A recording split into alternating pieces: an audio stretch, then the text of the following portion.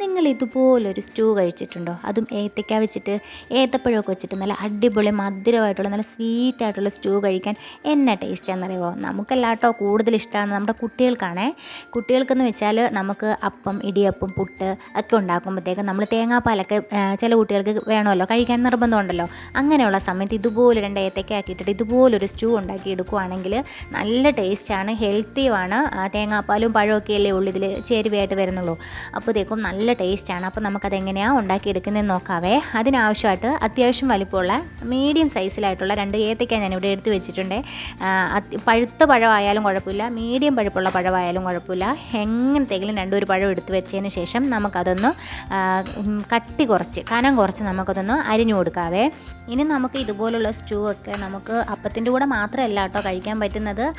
വൈകുന്നേര സമയങ്ങളിൽ കുട്ടികൾ സ്കൂളൊക്കെ ആയിട്ട് വിട്ട് വരുന്ന സമയത്തിന് നമുക്ക് ചെറുതായിട്ട് ഇതുപോലെ ഒന്ന് ഉണ്ടാക്കി വെക്കുവാണെങ്കിൽ നല്ല ഇഷ്ടത്തോടുകൂടി അവർ കഴിക്കും കേട്ടോ. നമുക്കതുപോലെ തന്നെ നമുക്ക് ചെറുതായിട്ടെല്ലാം നമുക്ക് ഇതുപോലെ തന്നെ അരിഞ്ഞെടുക്കാം. അതിനുശേഷം ഒരു തേങ്ങാപ്പാൽ തയ്യാറാക്കാനായിട്ട് ഞാനിവിടെ ഒരു മിക്സിയുടെ ജാർ എടുത്ത് വെക്കുവാണ്. മിക്സിയുടെ ജാറിലേക്ക് അരമുറി തേങ്ങ ചിരവിയതാണ് ചേർത്ത് കൊടുത്തേക്കുന്നത്.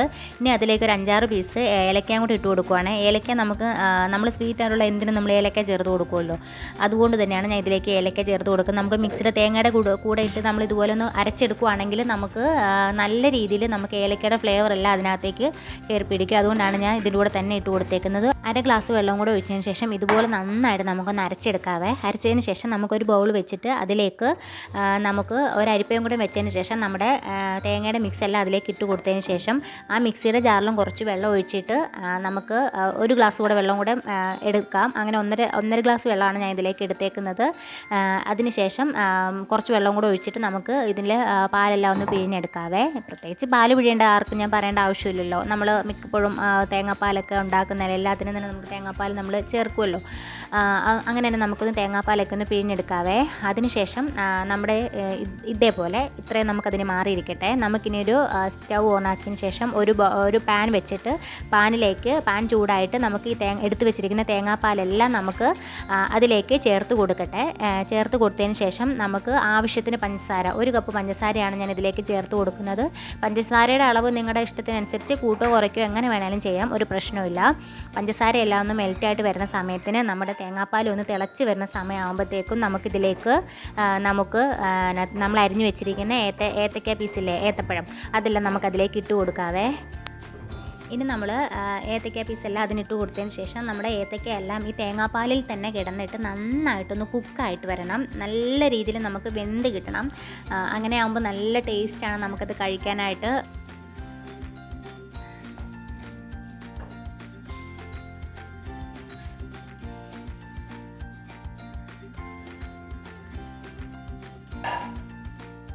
നമ്മുടെ ഏത്തപ്പഴം എല്ലാം ഒന്ന് കുക്കായി വരുന്ന സമയത്തിന് നമുക്ക് ഞാൻ നേരത്തെ തേങ്ങാപ്പാലിൽ നിന്നും 1 കപ്പ് തേങ്ങാപ്പാൽ, 1/4 കപ്പോളം തേങ്ങാപ്പാൽ ഞാനിവിടെ എടുത്ത് വെച്ചിട്ടുണ്ടായിരുന്നു. അതിലേക്ക് 1 ടേബിൾ സ്പൂൺ അരിപ്പൊടിയാണ് ചേർത്ത് കൊടുക്കുന്നത്. അരിപ്പൊടിയും കൂടെ ചേർത്ത് കൊടുത്തതിന് ശേഷം നന്നായിട്ടൊന്ന് കട്ടകളൊന്നുമില്ല നമുക്കിതുപോലെ ഒന്ന് അലിയിച്ചെടുക്കാവേ. അതിനുശേഷം നമ്മുടെ തേങ്ങാപ്പാലൊക്കെ ഇവിടെ നന്നായിട്ട് തിളച്ച് വെന്ത് വരുന്ന സമയത്തിന് നമ്മൾ നേരത്തെ കലക്കി വെച്ചിരിക്കുന്ന അരിപ്പൊടിയുടെ മിക്സില്ലേ, അതൊന്ന് നമുക്ക് ഇതിലേക്ക് ഒഴിച്ചു കൊടുക്കണം. അതെന്തിനാണ് നമ്മൾ അങ്ങനെ ഒഴിച്ചു കൊടുക്കുന്നതെന്ന് വെച്ചാൽ നമ്മുടെ ഈ സ്റ്റൂ നല്ലൊരു തിക്കായിട്ട് വരാനാണ്. നല്ല കൊഴുത്ത്, നല്ല അടിപൊളിയായിട്ട്, നല്ല തിക്കായിട്ട്, നല്ല ടേസ്റ്റി ആയിട്ട്, നല്ല ക്രീമി പരുവം വരാൻ വേണ്ടിയിട്ടാണ് നമ്മൾ ഈ സമയത്തേക്ക് ഇതിലേക്ക് നമ്മുടെ അരിപ്പൊടിയുടെയും തേങ്ങാപ്പാലിൻ്റെയൊക്കെ ഒരു മിക്സ് നമുക്ക് ഈ സമയത്തിലേക്ക് നമുക്ക് ചേർത്ത് കൊടുക്കാവേ.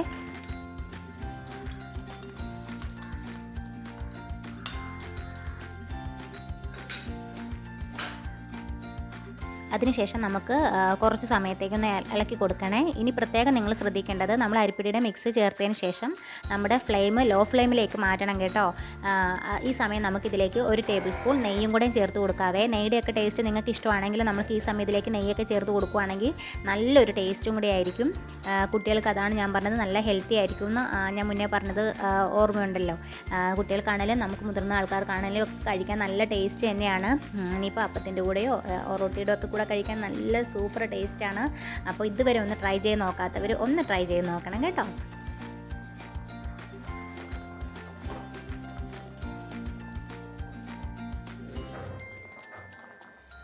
വളരെ സിമ്പിളാണ് നമ്മുടെ ഈ ഏത്തക്ക സ്റ്റൂ ഉണ്ടാക്കാനായിട്ട്.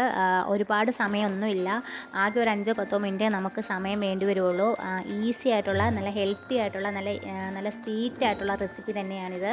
അതാണ് ഞാൻ പറഞ്ഞത്, കുട്ടികൾക്കൊക്കെ നന്നായിട്ട് ഇഷ്ടപ്പെടും. അപ്പം നമുക്ക് ലോ ഫ്ലെയിമിൽ നമ്മുടെ ഫ്ലെയിം ഇരിക്കട്ടെ, എന്നിട്ട് കുറച്ച് നേരം ഒന്ന് മൂടി വെച്ച് കൊടുക്കുകയാണെങ്കിൽ നല്ലതുപോലെ നല്ല ക്രീമി പരുവായിട്ട് നമുക്ക് കിട്ടും. ഇപ്പം തന്നെ നല്ല ക്രീമി ആയിട്ടുണ്ട്, കാണുമ്പോൾ തന്നെ നിങ്ങൾക്ക് മനസ്സിലാവും. ഇനി ഇത് നമുക്ക് ചൂടാറാനായിട്ട് സമയം കൊടുക്കും തോറും ഇത് നല്ലതുപോലെ ക്രീമി ആയി നല്ല തിക്കായിട്ട് വരും. അപ്പോൾ കഴിക്കാൻ നല്ല ടേസ്റ്റാണ്. ഇനി ഇതിൻ്റെ ചൂടൊക്കെ ഒന്ന് ആറിയതിന് ശേഷം നമുക്ക് സെർവിങ് ബൗളിലേക്ക് മാറ്റാം. ഞാനിപ്പോൾ ഇതിൽ സ്റ്റൗ ഒന്ന് ഓഫ് ചെയ്ത് കൊടുക്കുകയാണ്. നമ്മുടെ നല്ല തിക്കായിട്ട് നല്ല ക്രീമി ആയിട്ട് വന്നിട്ടുണ്ട്. ഇനി ഇരിക്കുന്നതോറും ഞാൻ പറഞ്ഞ പോലെ തന്നെ നല്ല ക്രീമി ആയിട്ട് വരുമല്ലോ.